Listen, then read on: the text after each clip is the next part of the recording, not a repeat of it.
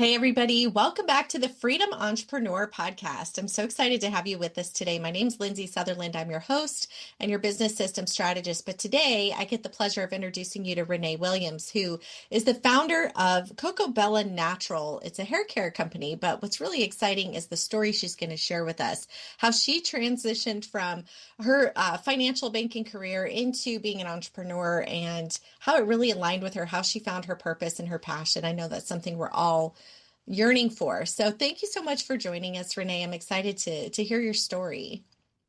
It's my pleasure to be here. Thank you for having me. Absolutely. Well, kick it off. Just tell us a little bit about where you were and kind of, your journey. I read a little bit about your bio on your website, but I always like to hear it from the guests themselves. So before I started Coco Bella Natural, I was in the financial industry. I've always been in finance and management. That was kind of like my wheelhouse.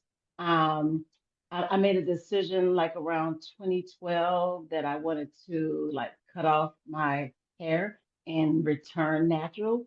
It's something that I had been wanting to do for about 3 years, but of course, society tells you that, the standard of beauty is long, straight hair. And so I had some reservations. And so finally, I just made the decision to just cut my hair off, and I cut it all off to like literally nothing. But I learned shortly after that cutting my hair off, it didn't play out like I thought it was going to play out in my head. I thought I was just going to be so empowered to be this better person. It was just going to change my whole life entirely. Um, and it didn't immediately. Like I felt like unattractive. I felt um I felt like I didn't feel beautiful like I thought I was gonna feel beautiful. So I had some insecurities going through that. And I figured that since I there was a trend for women to go natural, and I figured I must not be the only one going through that. So I started a natural hair support group on Facebook. And so I would go into the group and um, I was looking for I was looking for a tribe. I was looking for like-minded people. I was looking for people who felt the same way that I did. So the purpose of the group was for me to find my people, but it became something much bigger. And so I became, they called the accidental influencer. So I talked about hair, but within that, I found that there were so many other women like me. So um, from the starting the group, being an accident influencer, I was able to work with other brands like on promoting their hair care products and all the things. And I got to thinking that, maybe I could do something like these hair care brands for us, me and my community, because I built this community. And so I decided to start the hair care line. But more than just the hair care line, there's a message that to find your authentic self, be who you are, not let the world, society, your friends, your family tell you who you are, to find yourself. And I find that with women, all women, um, our self esteem is mostly connected to our hair. And so there might be times when you will make a decision just based on what your hair look. Your girlfriend say, "Hey, let's go to brunch," and you like, "Girl, I would, but I haven't done anything to my hair. My hair appointment is not until." So I found that a lot of the way that women show up in the world is dictated by their hair. So although hair care is the item, there's a bigger message. I just want women to find themselves and to love themselves despite what the world or anyone else is telling them. Mm. So I started the hair care brand. Is your business the baby that never grows up? It keeps you up at night, interrupts date night, and forget taking a vacation because you can't ever find the right sitter. Good news! Our signature Clockwork Method program turns your business into the independent, thriving operation it was meant to be. We help you build the processes that empower the people to scale with profitability without you micromanaging every detail. The Clockwork Method isn't just another coaching program that leaves you with a heap of to-dos, just adding more to your plate. In this program, we build the systems with you, handling the big tech heavy lifting that just slows you down. Ultimately, the Clockwork Method is here to help you transform your business from that needy, dependent operation into a mature business that runs itself. Discover more today at theclockworkmethod.com. I love it. And I mean, when I read your story, it talked about how even I think you'd been straightening your hair since you were just a little girl, right? Like that was just a normal part of your everyday and it was expected. And I think that, how old were you? I can't remember exactly how old you were when you started. Did you say 9? So, When I started straightening my hair, I was a little girl. Probably my mom started probably like around 9, 10, mm, 11-ish, real young, yeah, it too young to speaks make a to decision me. for myself. Yeah. Well, I mean, my daughter's 9 and lately she's been sneaking in and getting my makeup. And I told her, I said, you know what? She just has these really, I don't know, like she's trying to cover up something, right? And I said to her, she said, I just want to be beautiful. I said, well, makeup is here to accentuate your beauty. It's not to cover up anything. I said, I just think 9, my own opinion is that 9 is too young for her to be wearing makeup on a regular, I mean, for fun or whatever, that's different. But isn't it amazing how we're just programmed at such young ages to start modifying our physicality? And I'm really working hard to try to steer her mind into like some self-love. But oh my gosh, I'm up against a beast with, other kids at school and Yes. TV, and it's everywhere. And so what a powerful truth for you to have, first fallen into on your own to say, hey, you know what? God gave me curly hair and I'm okay with that. And it's beautiful, by the way. I always Thank wished I you. had curly hair. My daughter's always like, I wish my hair was curly. I'm like, I know, I get that. It's so funny. We always want what we don't have.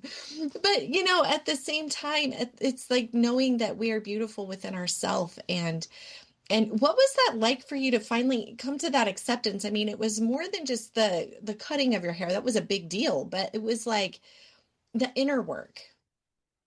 So exactly, because there are so many influences outside of ourselves, our immediate family, our friend groups, or whatever. And so I know for me growing up, um, little girls were taught to be seen and not heard. So you shy away, you diminish yourself, you shrink so that you're not so seen because those who make a scene, talk loud or up front, they're considered, you think too highly of yourself.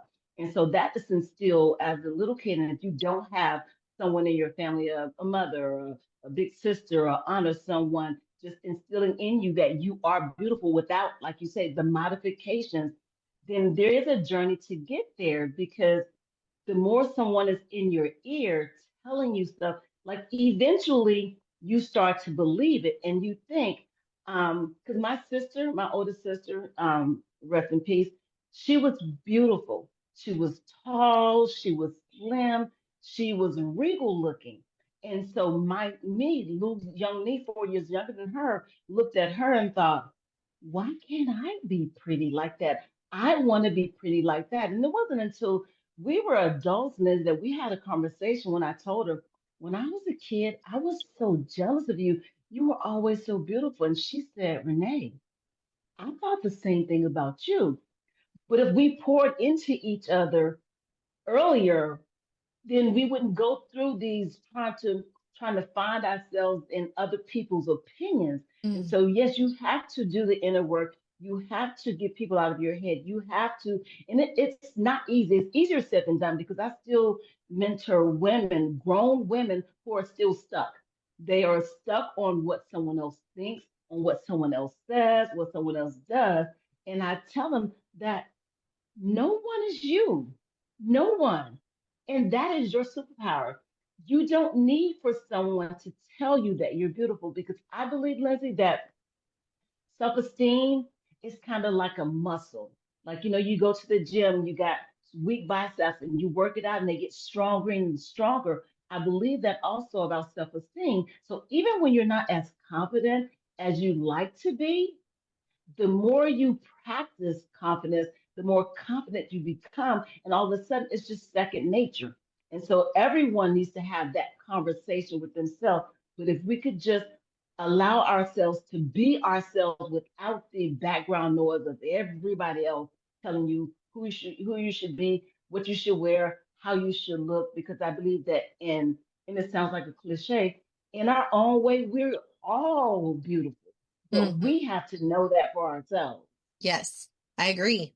And I like it because it's a paradox too um with business. It's the same thing. And that's kind of why one of my biggest reasons for inviting you on the show is it's like your testament, your story is just in and of itself really powerful and important for people to hear. But taking it further in this space of business, it's so easy to, try on everybody else's clothes, their systems, their strategies, their way of doing things. And yes, I mean, that's great that it worked for you or them rather. But to go and try to do everything just because so and so's saying it or they're, this or that. I think it's so important that we take that moment to just do the gut check, like, is this okay for me? Not saying it's a bad system or process or idea, Right. but just is it what I'm okay with? Actually, it's interesting you just mentioned that, or we just got on that subject because I was thinking about that today. I had seen an entrepreneur who had built a community really talking to people. Like he was just really, I guess, out there talking, made a point of connecting with everybody. And I thought about it today. I was like, that's such a cool thing. I love it. And then I'm like, is that something that I would want to do? Is that who I am? Am I that outward? And I feel like I'm a little bit of a private person. So I'm like faced in this exact moment, like, am I the kind of person who would just go out and start talking to random people and wear my brand on my sleeve, or would I rather, share my knowledge and let people come to their own truth and seek me out? Like, isn't that interesting how we at every level we have the same conversation? Yeah. And there's a difference between private and secret. And so and we each have our own gifts. I have always been the type of person that can engage with anyone, from the president of the United States to the janitor or the homeless man on the street. If you'll talk to me, I'll talk to you, because I believe that everyone has a story and essentially we all want to be heard. And so it's easy for me to talk to people. It was easy for me to turn the camera on and say, hey guys, look, because I'm very transparent. So when I had bad hair days or bad things, that I don't just share the good, I share the real, the good, bad, and the ugly. And not because I'm looking for sympathy or attention, but I think that if I show up in the world as transparent and authentic as I can be, it frees other people to do the same, because they see me look a hot mess. They see me done up. And each time they see me, I'm still me. I'm Mm, still to my core. I'm still the same person. Whether I have earrings on, whether I have a bonnet on my head, whether I don't have a sticker of makeup on, I'm still the same person. yeah. And I just really commend you for taking that into your business. I love how on your website you have like what you're saying, you walk the walk, because on your website you have the positive statements and the affirmations and the mission ahead of the products. Like you have to scroll down to get to the products. It's like mission first, love yourself first, and then when you're ready, here's some products that could support you. Like that's so cool. So I think that's essentially how it happened, because I never ever growing up or during and while I was in corporate I never had the desire to own a business. I always thought I would be in corporate America, with my benefits and my vacations and bonuses every once in a while, and that I would just retire there. So it was never a desire for me to start a business. So I literally found my purpose. I always say that when I cut my hair, I thought that I was making a hair decision. But through it all, the whole journey, I realized I was making a life decision. I had to do that to get here, because before I didn't know who I was outside of being a mother, outside of being an employee, outside of being a wife. I was always something to someone. I didn't know who Renae was. And I had to go on that journey of self-discovery once I felt a certain way about my hair. And that just brought me full circle. And so, yes, I would, when I got there and I was like, I have given, because I'm a giving person, very generous. I have given these ladies because I started that. I was doing that group like 6 years before I ever said I was making a product. I'm just sharing. Here's this. Let's do this. This work. This don't work because I'm authentic. I built the trust. And so they trusted in me. They trusted what I said. They trusted my reviews, anything that I endorsed.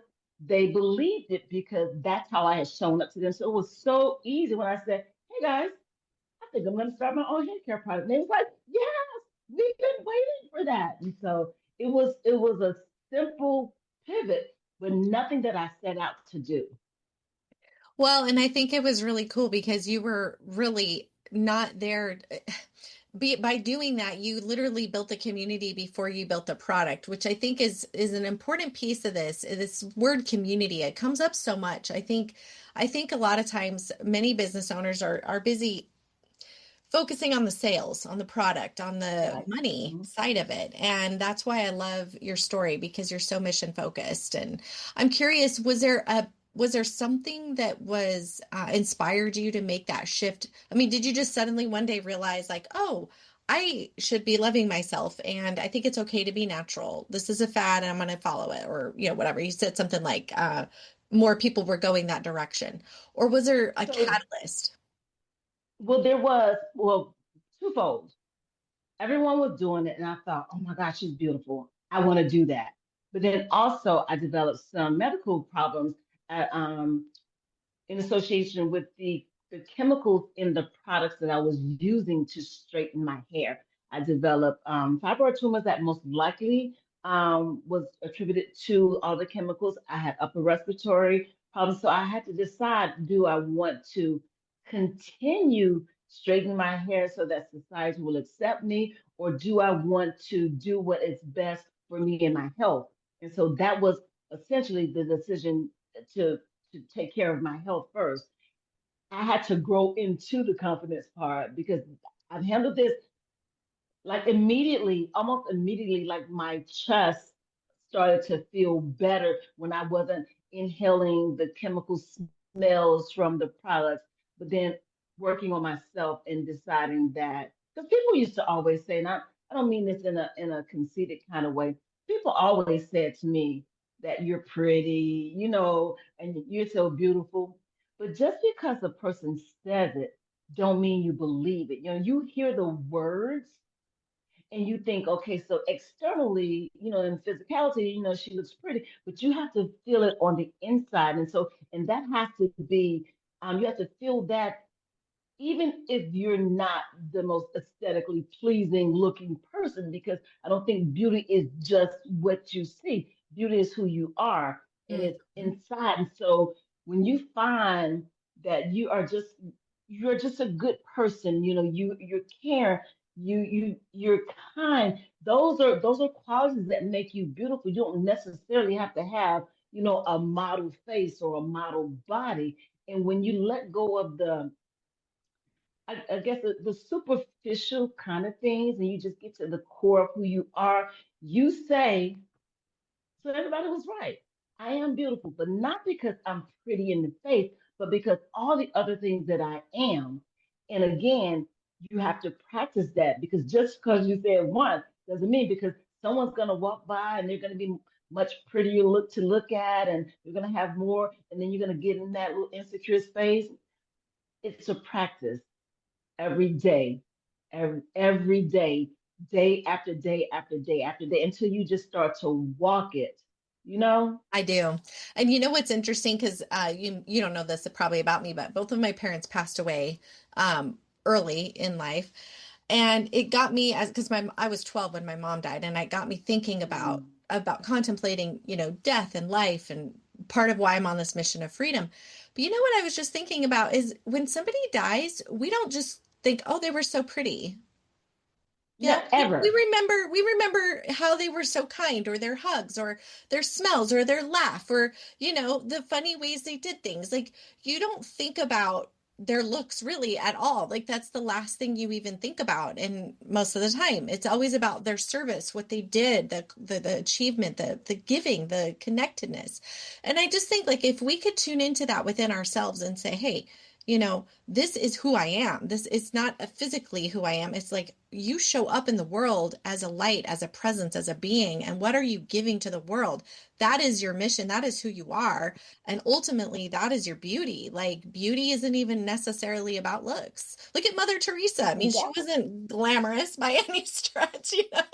Like, she's famous for who she was and the love she gave. And I just love that. I wanted to ask And you, that is, go ahead. I'm no, sorry. you go. We'll finish this I thought. was gonna say, and that is so true because I can't remember off the top of my, maybe it was Maya Angelou that says people will always remember you for what you do, not how you look. And you're right, is that when I think both my mom and my dad have passed, and my sister has passed, and whenever because I write, and so I write these thoughts of the day, and so whenever I'm remembering my mom, it's never about she wore this, it's like I remember the time mom said, "Come over and make." I made biscuits because I'm an adult child and she still mothers me. So you're right. Beauty, that's the world. That's superficial. And so again, you don't have to be aesthetically pleasing to the eye because you know who you are on the inside. You know that you're kind. You know you care. You have empathy and sympathy, and you're giving. All of those things that make you you. That no matter what you look like, you'd still be that. That is your beauty. I agree. So I was curious, since you mentioned you kind of were an accidental entrepreneur, I guess we could say. What were some of the challenges just on the business side, strategy side that you might have faced, and how did you overcome them when you were in the process of maybe doing your product development? So number one, because I am such a giving person, and I had been like giving information for free forever. My first thought was, who's gonna buy from me? Then secondly, it was like, Renae, you're not a chemist. You don't know how to formulate products. Like, what are you gonna do? And so when for me spiritually, when God tells me I can do something, I know that He's going to make provisions. So He's going to find a way for me to do it. And so things kind of fell into place. Like I had a friend that says, "Hey, I know a cosmetic chemist. You can work with her." And so we got together and we met, and I was like, "This is my vision. This is what I want to do." And she was like, and immediately, I only interviewed one cosmetic chemist, and she ended up being the perfect person for me. And so she taught me how to formulate um, at a price, wasn't free. But after the first product, and such a quick study, I was like, yeah, I'm going to be able to do the next two, three, four, five, six products on my own. And I did. So that was challenging because I had this idea. I knew about ingredients. I knew how they interacted with each other and the outcomes, but I didn't know whether it's 2 ounces of aloe vera juice and 1 ounce of Abyssinian oil. I knew nothing of that. So that was a challenge. The challenge in my own head was like, who's going to buy from me? But what I learned from that is that people don't necessarily buy a product or a service, they buy into the person. And because I had built this community over all these years, never asking for anything, it was always giving, giving, giving. There was never an ask. So when it was time for me to ask, they was like, count us in, count us in. And then just time management, because when I first started my business, I also had a 9 to 5 job.